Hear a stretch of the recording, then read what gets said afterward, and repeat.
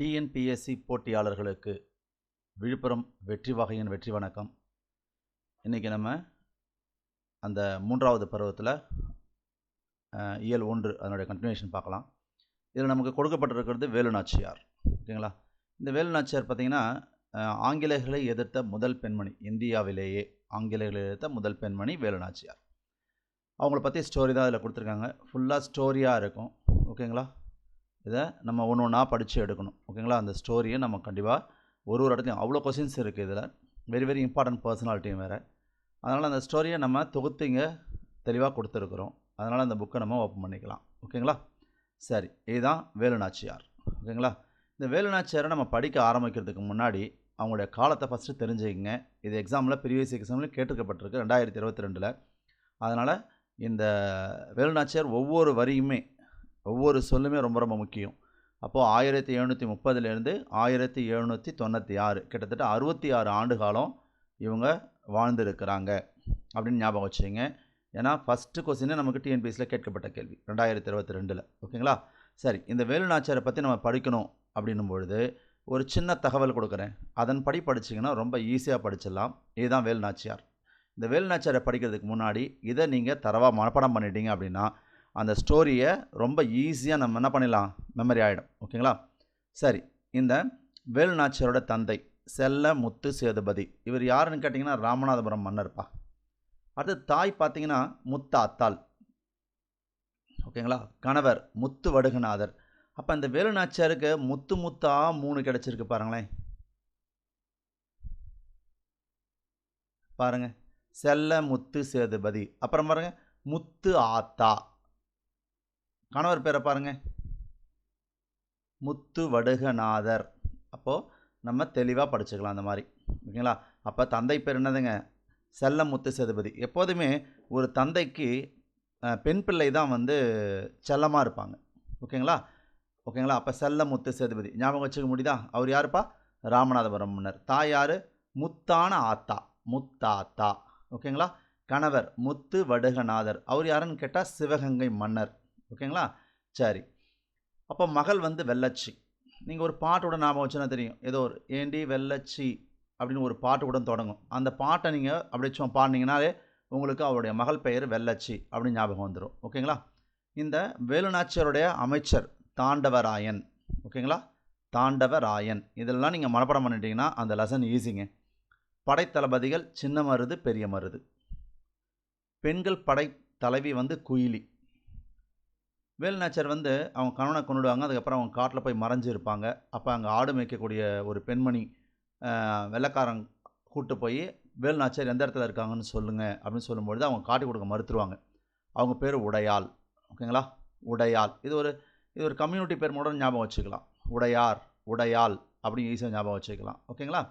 கணவருடைய இறப்பு 1772 காளையார் கோயில் என்ற இடத்துல வெள்ளைக்காரங்க என்ன பண்ணுறாங்க, அந்த காளையார் கோயில் போரில் அவரை கொண்டுடுவாங்க.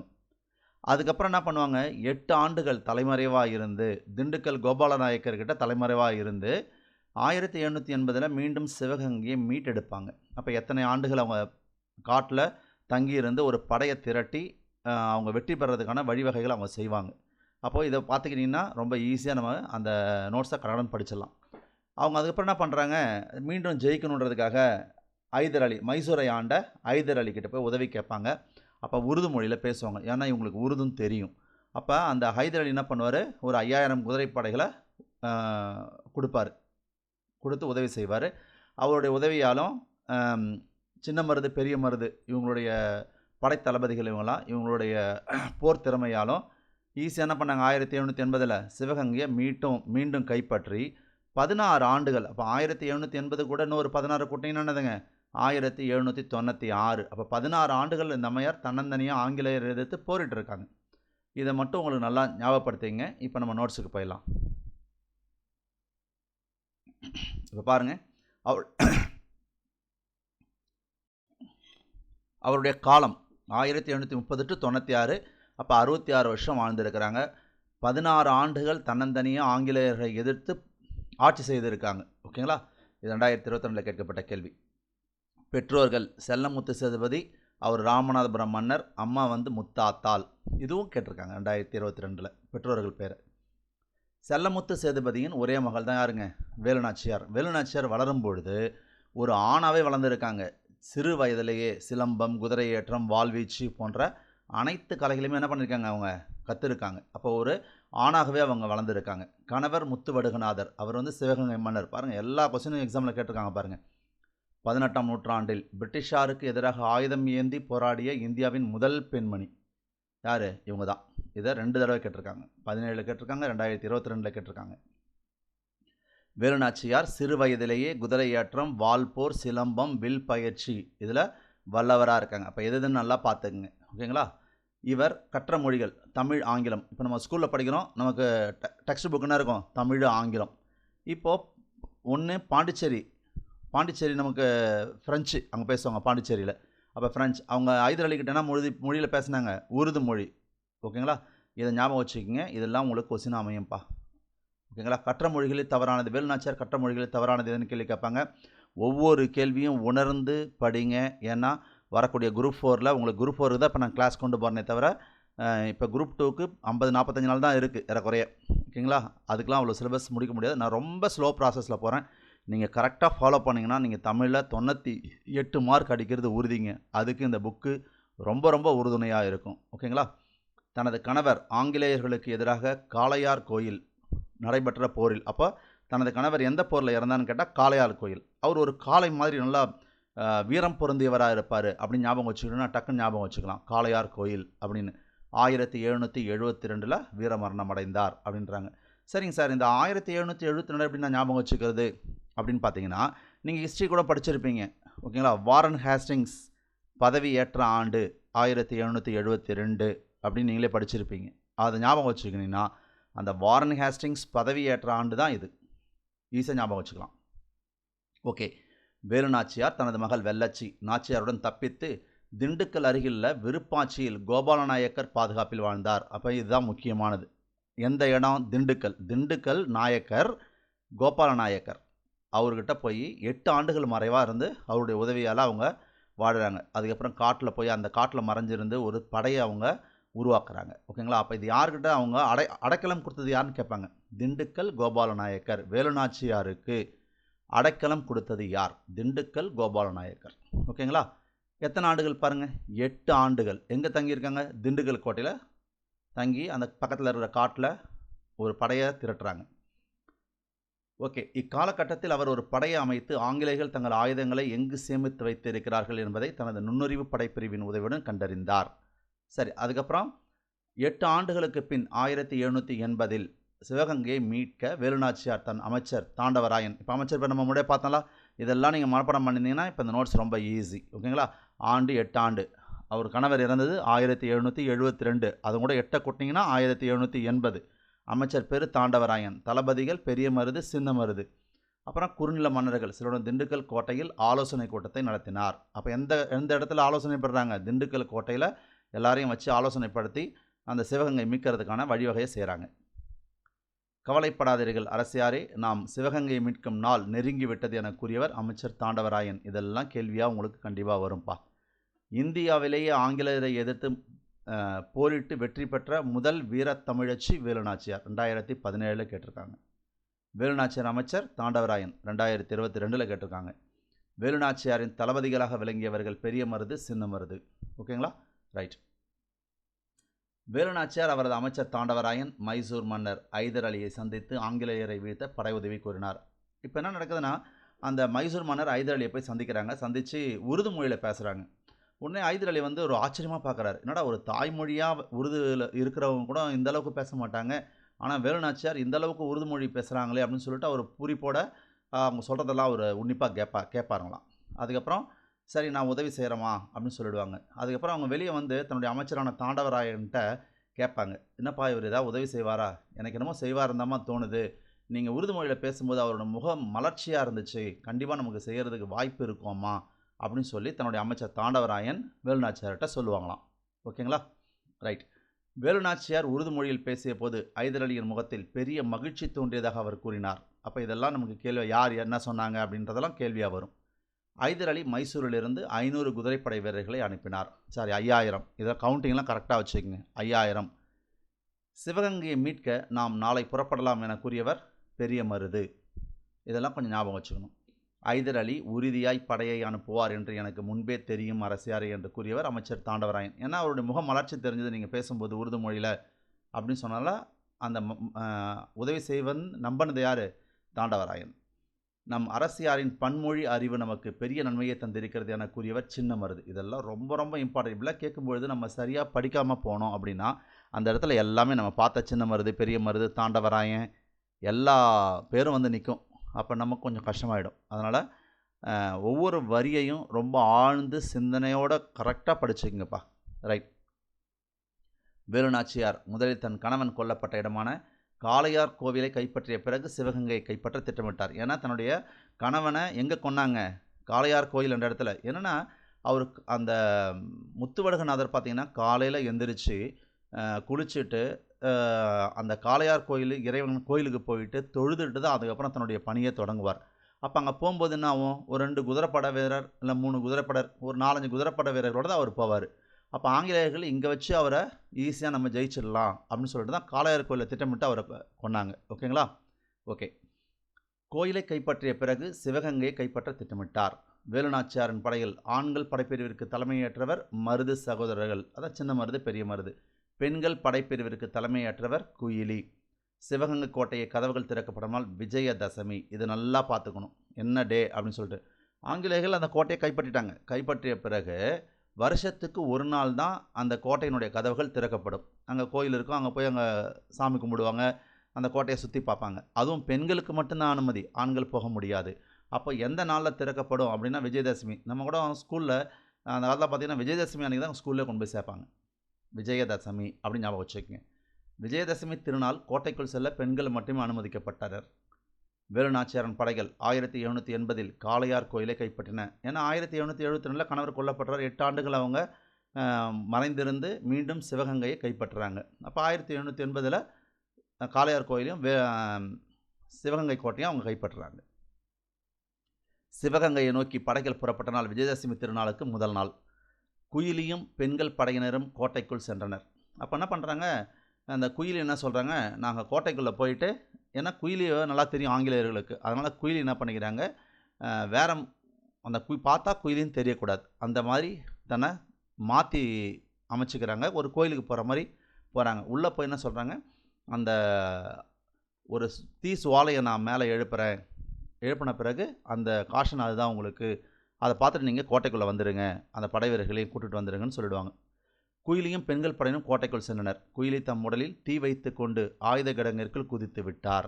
ஏன்னா ஆங்கிலேயர்கள்ட்ட அந்த ஆயுதங்கள் கிடச்சின்னா ஈஸியாக தாக்கிறதுக்கு அவங்க தயாராகிடுவாங்க. அதனால் அந்த ஆயுதத்தை அவங்க என்ன பண்ணுறாங்க? தற்கொலை படையாக மாறிடுறாங்க. தற்கொலை படையாக மாறி அந்த ஆயுத கிடங்கை ஃபுல்லாக அவங்க அழிச்சிடுறாங்க. உயிரை தந்து நாட்டை மீட்டு கொடுத்தவர் குயிலி.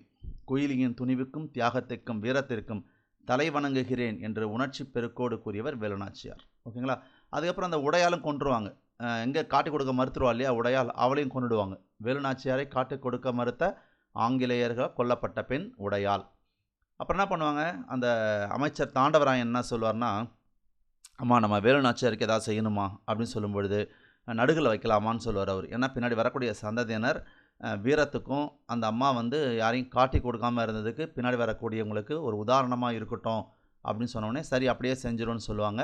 அப்போ வேலுநாச்சியார் அந்த தாண்டவராயனுடைய கூற்றுப்படியே ஒரு நடுகல் ஒன்று நடுவாங்க.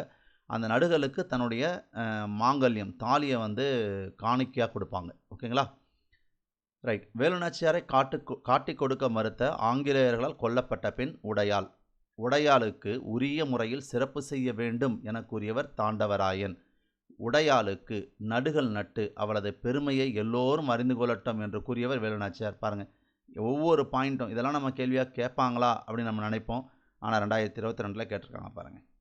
வேலுநாச்சியார் தமது தாலியை உடையாளுக்கு நடப்பட்ட நடுகல்லில் காணிக்கையாக செலுத்தினார். வேலுநாச்சியார் சிவகங்கையை ஆங்கிலேயரிடமிருந்து மீட்ட ஆண்டு 1780. வேலுநாச்சியார் வீரம், மருது சகோதரர்களின் ஆற்றல், ஐதர் அலியின் உதவி ஆகியவற்றோடு குயிலியின் தியாகமும் இணைந்ததால் சிவகங்கை மீட்கப்பட்டது. இவர் தனது 66வது வயதில் மரணமுற்றார். பாருங்கள், இந்த கேள்வியை 2017 கேள்வி கேட்டிருக்காங்க. அதனால் ஒவ்வொரு வரியையும் நீங்கள் கவனமாக படிச்சீங்கன்னா நம்ம தமிழில் 98 எடுக்க முடியும். பொறுமையாக நிதானமாக படிங்க. வேகமாக போய் இப்போ நம்ம ஒரு இந்த வாரம் இல்லை அடுத்த வாரத்தில் நம்ம 6th கம்ப்ளீட்டாக முடிச்சிருவோம். அப்படியே ஒரு ஃபுல் டெஸ்ட் எழுதுறதுக்கு தயாராக இருங்க. ரொம்ப ஸ்லோ ப்ராசஸில் போகிறேன். அதுக்கப்புறம் கொஞ்சம் கொஞ்சமாக நான் இன்க்ரீஸ் பண்ணிக்கிறேன்ப்பா. கூடுதல் செய்தி: இந்திய விடுதலைக்கு பாடுபட்டவர்கள் ஒருவர் வ.உ.சி. இவர் 1872 செப்டம்பர் 5ஆம் நாள் ஒட்டப்பிடாரத்தில் பிறந்தார். இந்த டேட்டு, மந்த்து, இயர்லாம் இவருக்கு வெரி வெரி இம்பார்ட்டண்ட். வ.உ.சி. தமிழிலும் ஆங்கிலத்திலும் புலமை பெற்றிருந்தார். இவர் வழக்கறிஞர், எழுத்தாளர், பேச்சாளர், தொழிற்சங்க தலைவர் என்னும் பன்முகத்தன்மை பெற்றவர். ஓகேங்களா? இது கூட இப்போ இந்த எக்ஸாமில் கேட்டாங்கன்னு நினைக்கிறேன். அவர் எது கூற்று தவறானதுன்னு கேட்பாங்க. அப்போ மாற்றி கொடுத்துருந்தாங்க. அப்போ பாருங்கள், இதெல்லாம் நீங்கள் படிச்சுக்கணும். வழக்கறிஞர், எழுத்தாளர், பேச்சாளர், தொழிற்சங்க தலைவர், இதெல்லாம் நீங்கள் கண்டிப்பாக படிக்கணும்ப்பா. ஆங்கிலேயர்களுக்கு இணையாக உள்நாட்டு இந்திய கப்பல் நிறுவனத்தை அவர் தொடங்கினார். இதெல்லாம் ஹிஸ்ட்ரியில் ரொம்ப டெப்த்தாக படிப்பீங்க நீங்கள். ஓகேங்களா? 1906ஆம் ஆண்டு அக்டோபர் 16ஆம் நாள் சுதேசி நாவாய் சங்கம் எனும் கப்பல் நிறுவனத்தை பதிவு செய்தார். இந்த டேட்டை ரொம்ப ரொம்ப மறக்காதீங்க. இதை மறக்காமல் இருக்கிறதுக்கு ஒரு ஷார்ட்கட் சொல்கிறேன் பாருங்கள். இங்கே இருக்கிற எண்களை கூட்டுங்க. 1 9 10, 10 6 16. அப்போ நமக்கு தேதி கிடச்சிடுச்சு. மொதல் ரெண்டையும் கூட்டினீங்கன்னா மாதம், எல்லாத்தையும் கூட்டிங்கன்னா நாள். அப்போ இந்த இயரை மட்டும் ஞாபகம் வச்சுட்டா போதும். ஓகேங்களா? 1905 வங்காளம் 2ஆக பிரிக்கப்பட்டது. அதுக்கப்புறம் 1906 உங்களுக்கு என்னது, சுதேசி அந்த நாவாய் சங்கம் அமைக்கப்பட்டது. அப்படி ஞாபகம் வச்சுக்கோங்க. வ.உ.சி. சென்னைக்கு செல்லும்போது பாரதியை சந்திப்பதை வழக்கமாக கொண்டிருந்தார். வ.உ.சி. பாரதியாரின் பாடல்களை விரும்பி கேட்பார். வ.உ.சி.யின் விரிவு: வள்ளியப்பன், உலகநாதன், சிதம்பரம் பிள்ளை. இதெல்லாம் கண்டிப்பாக படிச்சுக்கணும். திருவிக்காவுக்கு, வ.உ.சி.க்கு, உ.வே.சாவுக்கு, இதெல்லாம் நீங்கள் ரொம்ப தெளிவாக அந்த விரிவுகளை படிச்சுக்கணும்ப்பா. இடமறிந்து பயன்படுத்துவோம். புக்கில் இருக்கிற ஒரு விஷயத்தையும் நாங்கள் இதில் கண்டிப்பாக கொடுத்துட்டோம். ஓகேங்களா? உயிரெழுத்தில் தொடங்கும் சொல்லுக்கு முன் ஓர் என்றும், உயிர் மெய் எழுத்தில் தொடங்கும் பெயர் சொல்லின் முன் ஒரு என்ற சொல்லையும் பயன்படுத்த வேண்டும். எடுத்துக்காட்டிங்க பாருங்கள். இங்கே உயிரெழுத்து வருது. உயிரெழுத்து வந்தாலே அதுக்கு முன்னாடி ஓர் போட வேண்டிய சூழ்நிலை வருதுன்னா அங்கே ஓர் தான் போடணும். ஓகேங்களா? உயிரெழுத்து வந்தால் இங்கே என்ன பண்ணணும்? ஓர் போடணும். அதே உயிர் மெய் எழுத்து, கா என்பது உயிர் மெய் எழுத்து, அப்போ ஒரு போடணும். இதை நீங்கள் ரெண்டுத்தையும் நல்லா ஞாபகம் வச்சுக்கணும். உயிர் மெய் எழுத்து வந்தால் ஒரு, உயிரெழுத்து வந்தால் ஓர் அரசன், அப்படி தான் சொல்லணும். ஓகேங்களா? ரைட். உயிரெழுத்தில் தொடங்கும் சொல்லுக்கு முன் அஃது என்றும், உயிர்மெய் எழுத்தில் தொடங்கும் சொல்லுக்கு முன் அது என்றும் சொல்லை பயன்படுத்த வேண்டும். அஃது இங்கே, அப்போது உயிரெழுத்து தொடங்குது, அதனால் இங்கே அஃது போடணும். இங்கே பாருங்கள், உயிர் மெய் எழுத்து தொடங்குது, அது போடணும். ஓகேங்களா? இதெல்லாம் வெரி வெரி இம்பார்ட்டண்ட். அதனால் தரவா பார்த்துக்குங்க. ஓகேங்களா? சரி, அடுத்தது இலக்கணம். பாருங்கள், இதுதான் நம்ம லாஸ்ட்டாக நம்ம பார்த்தது என்னென்னு கேட்டிங்கன்னா, சுட்டெழுத்துக்கள் பார்த்தோம். அடுத்தது வினா எழுத்துக்கள். வினா பொருளை தரும் எழுத்துக்கள் வினா எழுத்துக்கள் என்று பெயர். வினா எழுத்துக்கள் 5. இதை எக்ஸாமில் கேட்டிருக்காங்க. தகுதி தேர்வில் கேட்டதுனால இதெல்லாம் நம்ம பெருசாக எடுத்துக்க வேண்டாம். இருந்தாலும் நாங்கள் எல்லாத்தையுமே கொடுத்துருக்குறோம். ஓகேங்களா? வினா எழுத்துக்கள் 5: ஏ, யா, ஆ, ஓ, ஏ. இதை 5 நம்ம மனப்பாடம் பண்ணிக்கணும். ஓகேங்களா? ரைட். ஏ, யா பாருங்கள், இந்த ஆர்டரில் படிச்சுக்கிறது ரொம்ப நல்லது. பாருங்கள், இது ரெண்டும் பார்த்தீங்கன்னா சொல்லுக்கு முதல்ல வரும். இது ரெண்டும் பார்த்தீங்கன்னா சொல்லுக்கு இறுதியில் வரும். இந்த எழுத்தை பார்த்தீங்கன்னா சொல்லுக்கு முதல்லையும் வரும், இறுதியிலையும் வரும். அப்போ இந்த ஆர்டரில் படிச்சிங்கன்னா இந்த 3 எங்கெங்கே இருக்குன்னு நம்ம படிச்சுக்கலாம்.